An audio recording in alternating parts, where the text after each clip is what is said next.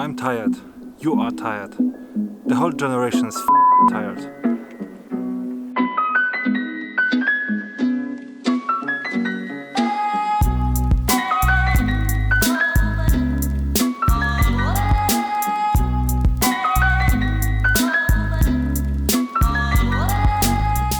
If you are a millennial and you often find yourself on the brink of exhaustion, rest assured that you are not alone. A quick Google search for millennial and tired reveals dozens of articles proclaiming that millennials are in fact the tired generation.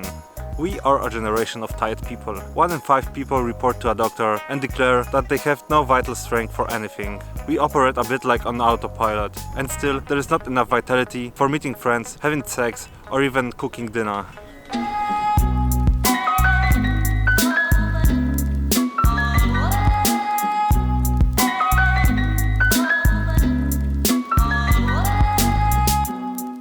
When I talk to friends, visit social networking sites or watch memes, one theme is always repeated: tiredness. Work is tiring, children are tiring, friends are tiring, going out is tiring. We want to wrap up ourselves into a blanket burrito and fall asleep.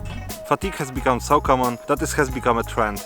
Do you remember, while being a child, you were ordered to go to bed earlier or receive house arrest? Those penalties back then are dreams of adult people now. What an irony that as an adult we can do whatever we want, but we have no vital power to do anything. One thing is the result of another. The lack of time is the result of being constantly busy. Although more and more is being talked about the importance of rest, ensuring a balance between work and private life, as well as mental health, the belief that successful people are constantly working is still quite deeply rooted in society. If you have time to do nothing and rest, then you are probably boring and lazy, or without ambition. So we get used to this fatigue, caused by the ever-cold pace of life, and we do not even notice how much it affects our daily functioning. By the way, it's -7 degrees in here.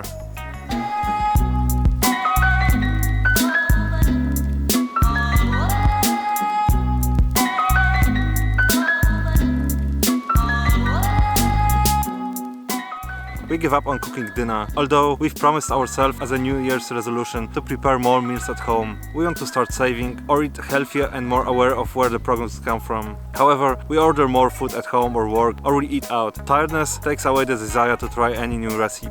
Our diet and health suffer in the long run. 2 out of 5 people admit that they choose junk food because it's faster and you don't have to think too much about the menu. Anyway, to cook something cool, you would first have to go shopping. Going to the store, even driving a car, at the time when you can barely see from tiredness, seems to be a huge effort. Our state of exhaustion also effectively limits our social life. Fatigue means that we do not want to leave our homes. Our generation admits that they do had to cancel a meeting with friends or even a date because they were completely uncomfortable and exhausted. These behaviors resulting from fatigue or maybe inaction, idleness and apathy after some time begin to be the state to which we get used to. We put our weariness and lack of energy on a hard day or bad weather. Some of us try to continue this way, but it strongly affects their comfort and quality of life.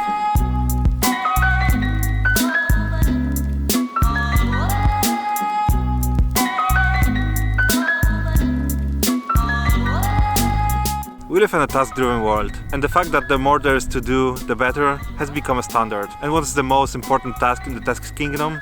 Work. Usually, if you are talking about fatigue, work has a priority. We have to work to pay the bills, but also to make our parents and grandparents proud of us. We are forced to have to achieve something in life. And how to do it if you don't harness the remains of vitality? Especially since times are what they are. Full-time jobs are most often in the sphere of dreams. Salaries are as low as they can be, and to buy an apartment in a larger city, you need to take an astronomical loan. The world does not spoil the young. It is professional work focused on both profit and personal development today most often burn young people out. By the way, personal development is a slogan which today has become the word of God.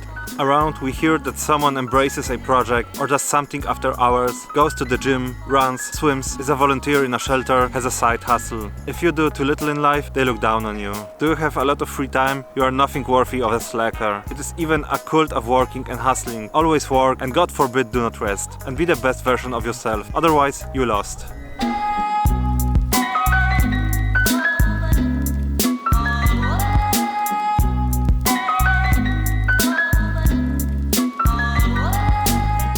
That is why you want to climb higher. You go to trainings, conferences, watch TED Talks, motivational speeches every day. And when there is nothing else to watch, there is a movie with Will Smith who knows how to overcome the fear of something unknown or scary. Otherwise, you cannot leave the apartment because the fear is enormous. Once these desires are fulfilled and you get promoted, your mother bursts with pride, and at the next wedding, the whole family thinks that your life is going so well, even though it is leaking through your fingers and is becoming a daily war with yourself. But you have to move on because you have better chances and opportunities than your parents. Well, work, development, but what about spare time? Many of us just can't rest, or simply can't, for example via smartphones. It is currently impossible to relax without turning off. Culture is already noticing this.